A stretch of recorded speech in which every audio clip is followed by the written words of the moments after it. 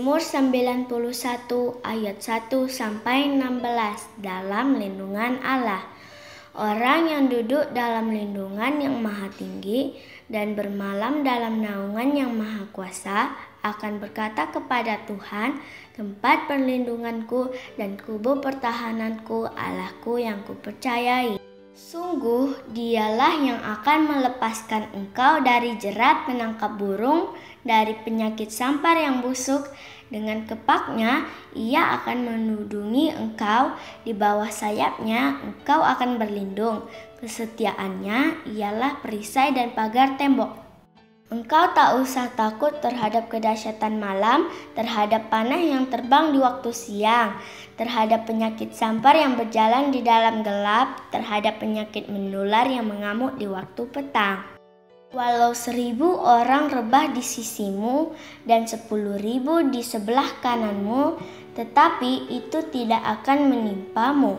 Engkau hanya menontonnya dengan matamu sendiri dan melihat pembalasan terhadap orang-orang fasik. Sebab Tuhan ialah tempat perlindunganmu, yang maha tinggi telah kau buat tempat perteduhanmu. Malapetaka tidak akan menimpa kamu, dan tulah tidak akan mendekat kepada kemahmu. Sebab malaikat-malaikatnya akan diperintahkannya kepadamu untuk menjaga engkau di segala jalanmu. Mereka akan menatang engkau di atas tangannya supaya kakimu jangan terantuk kepada batu. Singa dan ular tedung akan kau langkahi, engkau akan menginjak anak singa dan ular naga. Sungguh hatinya melekat kepadaku, maka aku akan meluputkannya. Aku akan membentenginya sebab ia mengenal namaku.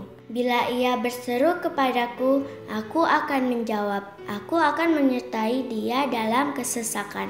Aku akan meluputkannya dan memuliakannya. Dengan panjang umur akan kukenyangkan dia, dan akan kuperlihatkan kepadanya keselamatan daripadaku.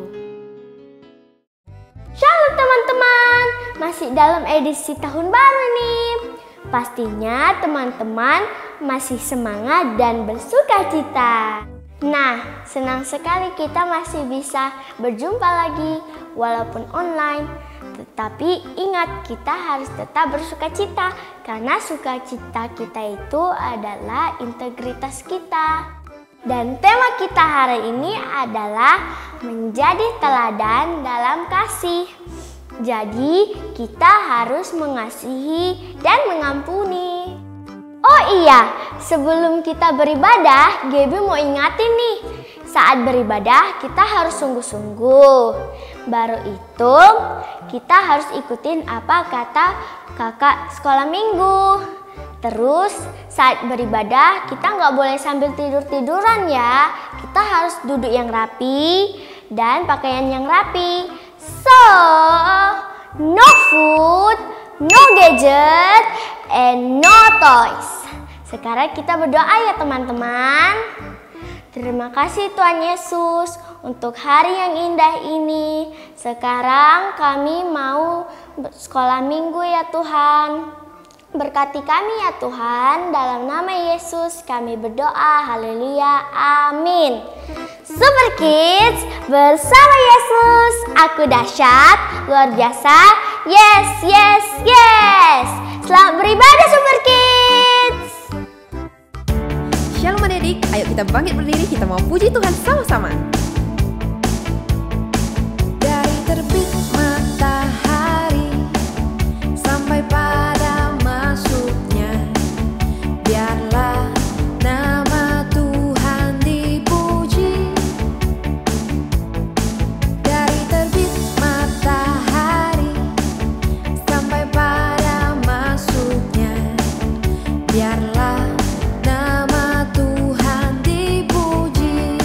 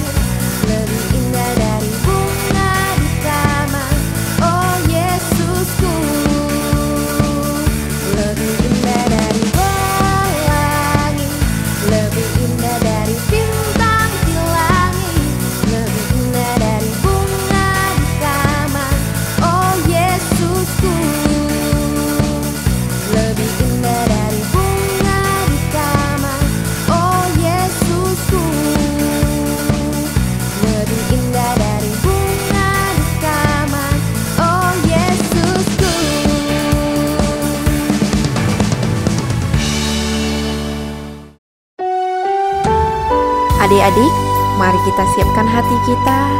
Kita mau menyembah Tuhan, kita masuk dalam hadirat Dia.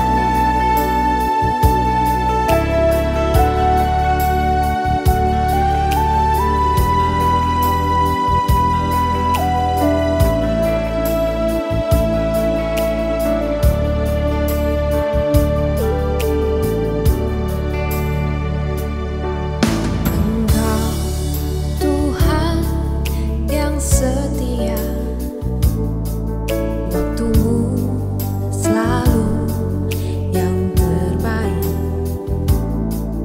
Engkau Tuhan sandaranku, dan ku hanya kan berharap padamu. Satu-satunya yang ku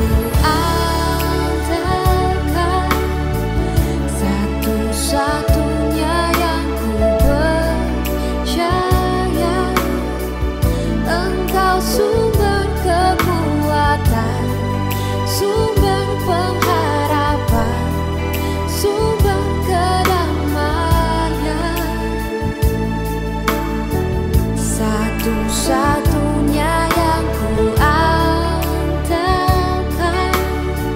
satu-satunya yang ku percaya, Engkau Tuhan memberkati, Tuhan penyembuhku, Tuhan pemulihku. Mari kita angkat tangan kita. Kita mau lebih sungguh-sungguh lagi. Engkau Tuhan yang setia, waktumu selalu yang terbaik. Engkau Tuhan sandaranku, dan ku hanya kan berharap padamu.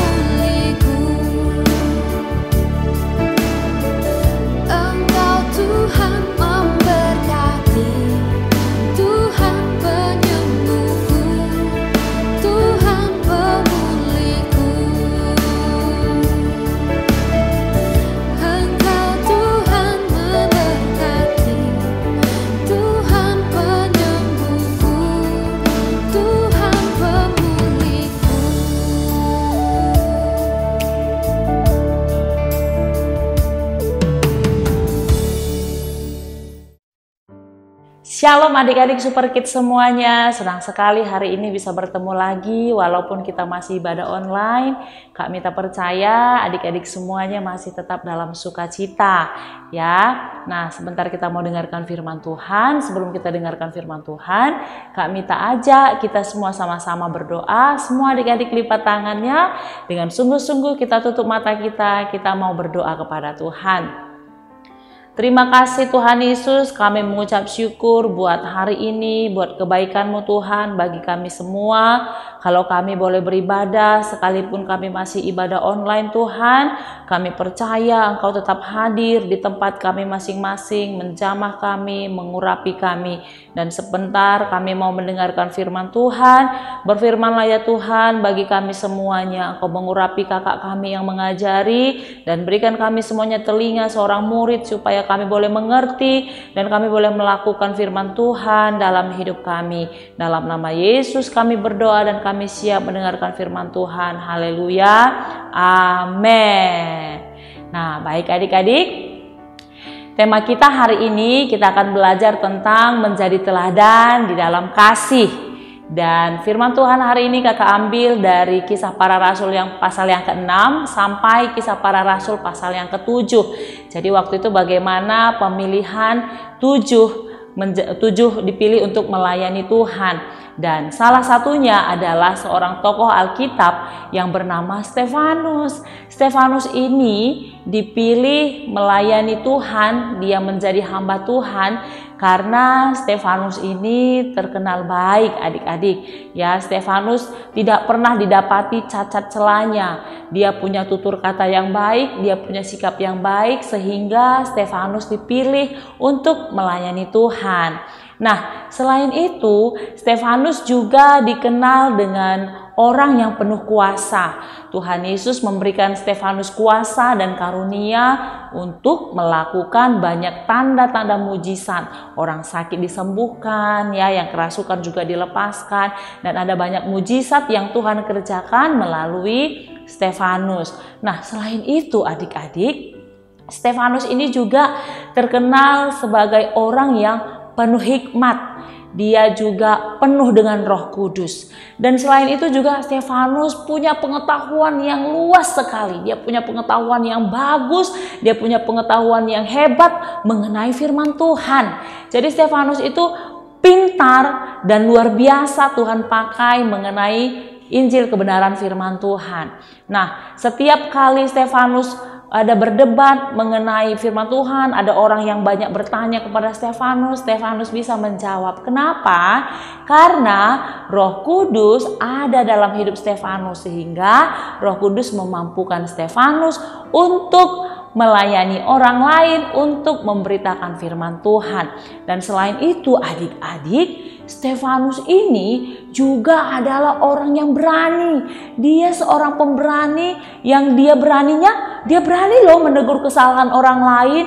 Setiap ada orang yang tidak taat, tidak mau melakukan firman Tuhan, mereka melanggar perintah firman Tuhan, dia berani menegurnya adik-adik. Luar biasa ya Stefanus ini. Nah, suatu hari adik-adik, tampillah beberapa orang Yahudi. Ya, ada orang Yahudi yang berasal dari Kirene, ada yang berasal dari Alexandria, dan orang-orang Yahudi yang lainnya. Ada bahkan juga dari orang-orang Asia sendiri.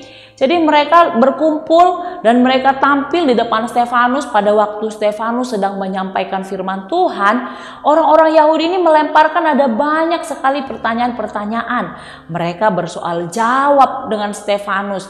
Nah, setiap pertanyaan yang mereka berikan kepada Stefanus, Stefanus mampu menjawab setiap pertanyaan tersebut. Apapun pertanyaan yang mereka lemparkan, Stefanus mampu untuk menjawabnya. Dan akhirnya orang-orang ini kehabisan akal. Kenapa Stefanus bisa mengalahkan mereka? Apapun pertanyaannya Stefanus bisa menjawab. Kenapa adik-adik? Iya, karena Roh Tuhan ada di dalam Stefanus. Nah, akhirnya para orang-orang Yahudi itu bersepakat. Mereka heran, kenapa ya? Gimana ya caranya menjatuhkan Stefanus?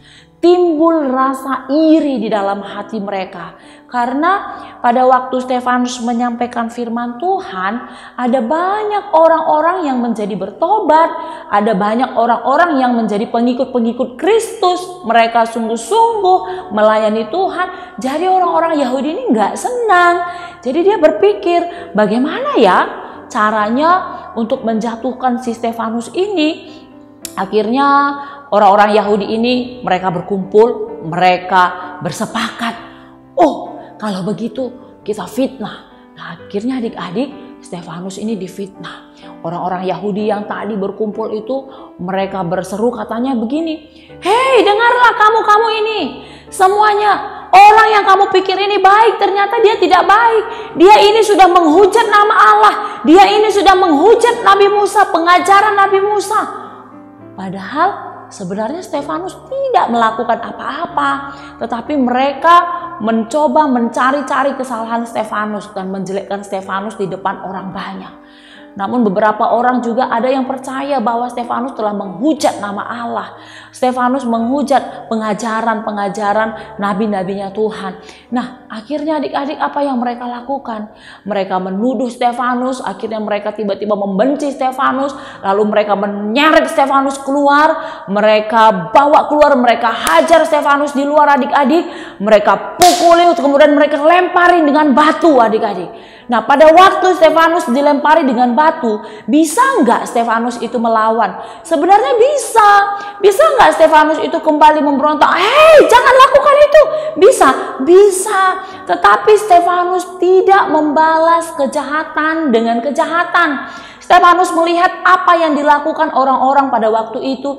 Dia cuma berdoa, ya Bapa, ya Tuhan, ampunilah mereka ini semua sebab mereka tidak tahu apa yang mereka lakukan. Wow, luar biasa sekali Stefanus. Pada waktu dia sedang dianiaya, dia dilempar dengan batu, Stefanus masih aja bisa mengampuni, masih bisa berdoa untuk mereka. Nah, adik-adik, apa yang kita bisa pelajari di sini?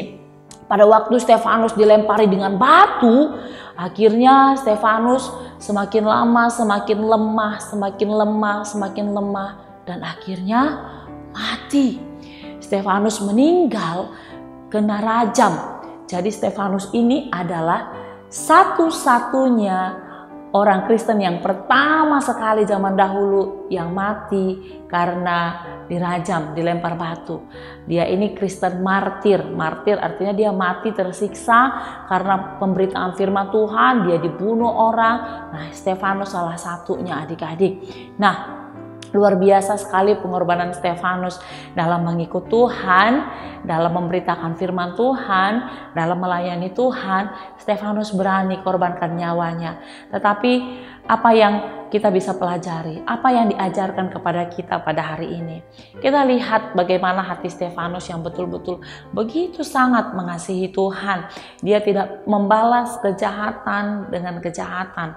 Dia tidak membalas lemparan batu orang. Pada waktu Stefanus dilempar, dia nggak ambil batu, dia lempar orang. No, dia tidak lakukan itu. Tapi yang dia lakukan apa? Dia berdoa, dia lepaskan pengampunan, dia mengampuni orang-orang yang menganiaya dia. Nah, hari ini kita belajar ya adik-adik ya. Adik-adik di rumah, papa, mama, kakak, abang, ada koko, cece, om, tante, bahkan Kak Mita sendiri, dan semua kita, kakak-kakak sekolah minggu juga, kita belajar. Yuk, ini masih tahun yang baru. Kita lepaskan semua kulit-kulit yang lama, kita gunakan kulit yang baru. Supaya roh Tuhan lebih leluasa lagi memakai kita semua. Amin. Jadi hari ini kita belajar, kita harus mau mengampuni dan mengasihi ya. Kita ampuni orang yang melakukan kesalahan kepada kita dan kita lupakan perbuatan-perbuatan jahat mereka. Supaya di tahun yang baru ini, tahun 2021 ini kita boleh berjalan sesuai dengan perkenanan Tuhan. Dan Tuhan Yesus pasti sangat bersuka cita pada waktu kita semua mau mengampuni, melupakan kesalahan orang lain dan tetap mengasihi. Amin adik-adik. Nah, nanti di rumah adik-adik baca Kisah Para Rasul 6 ini sampai Kisah Para Rasul 7, lebih lengkap lagi ceritanya. Dan sekarang Kak Mita mau ajak adik-adik semua buka Alkitabnya. Boleh Alkitab, boleh handphone yang ada Alkitabnya tentunya, bukan nengok game ya, bukan nengok YouTube yang lain ya. Nah, kita buka dari Lukas pasal yang ke-6 ayat 27. Sekali lagi adik-adik, Lukas pasal yang ke-6 ayat ke-27. Yuk kita sama-sama baca. Tetapi kepada kamu yang mendengarkan aku berkata, kasihilah musuhmu, berbuatlah baik kepada orang yang membenci kamu. Lukas 6 ayat 27. Nah, adik-adik, firman Tuhan berkata, kasihilah orang-orang yang berbuat jahat kepada kita. Kita harus mengasihi mereka. Amin. Dan satu lagi, ya, kita sama-sama buka dari Amsal 10 ayat 12. Kebencian menimbulkan pertengkaran, tetapi kasih menutupi segala pelanggaran. Kebencian menimbulkan pertengkaran, tetapi kasih menutupi segala pelanggaran. Nah, adik-adik, luar biasa sekali ya firman Tuhan, bahwa kasih menutupi segala pelanggaran. Yuk, hari ini Kak Mita ajak kita belajar mengampuni dan tetap mengasihi. Amin. Supaya Tuhan Yesus berkenan kepada kita semua. Nanti yang kedua ayat ini adik-adik hafal ya di rumah. Kemudian adik videoin, kirim ke nomor di bawah ini. Kak Mita tunggu ya adik-adik. Sekarang Kak Mita mau ajak kita semua berdoa.